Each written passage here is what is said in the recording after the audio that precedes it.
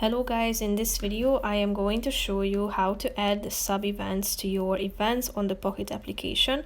But first I just want to mention, don't forget to subscribe to my channel because at 10,000 subscribers I am going to show you my whole YouTube revenue statistics and growth strategy, how to make money online. So let's jump into it.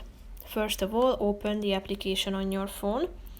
Then go to the events section and tap on the event to which you want to add the sub-event. After that, click on the plus icon that you can find in the upper right corner of the screen or the right side corner down below, and tap on the sub-event button. Then you should type in the name of your sub-event into the first box. So type it in and then describe the sub-event. So write a short background so that people invited to this sub-event will know what it is about.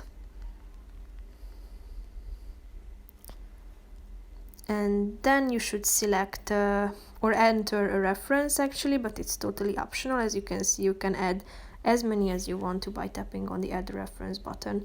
If you are done with these steps, click on the save button in the upper right corner of the screen, thereby adding it to your main event.